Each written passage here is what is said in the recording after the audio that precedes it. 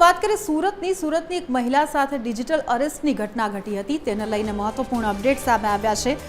એક મહિલાને digital arrest કરી 19,91,000 રૂપિયા પડાવી લેવામાં આવ્યા હતા। મુંબઈ એરપોર્ટ પર તેમના પાર્સલમાંથી એમડી ડ્રગ્સ નીકળ્યું હોવાનું જણાવીને આ રૂપિયા પડાવવામાં આવ્યા હતા।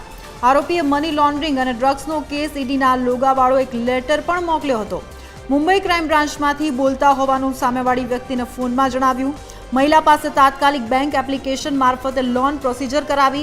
आरोपीए 9,91,000 रूपियानी लोन करावी ऑनलाइन पोताना एकाउंट में ट्रांसफर करावीने छेतरपिंडी आचरी हती।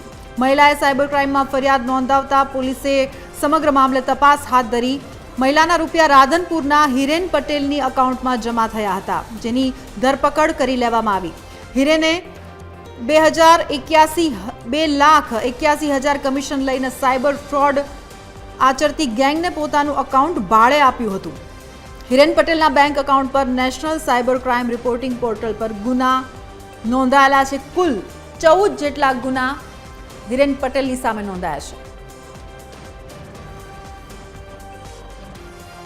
जे आरोपीने लईने आवेला छे ऑलरेडी एमनी पासेथी रिकवरीनी प्रक्रिया पण चालू छे अने एमना खाता एमनो खातो एचडीएफसी बैंक में करंट अकाउंट में हतो। एमनुं नाम छे हिरेन पटेल अने एमना खाताओ एनसीसीआरटी में कुल 14 जेटला अन्य कंपनीओं में पण संडोवायेल छे अने आरोपीने 2,81,000 जेटला रूपिया कमीशन में मळ्युं हतुं अने आ फरियादी बेनने पुलिसे ऑलरेडी आज दिन सुधी 10,86,000 जेटला रिफंड अपावी दीधुं छे अने हवे जे बाकीमां छे ए पण हिरेन पटेल थी रिकवरी करवानी प्रक्रिया चालू है।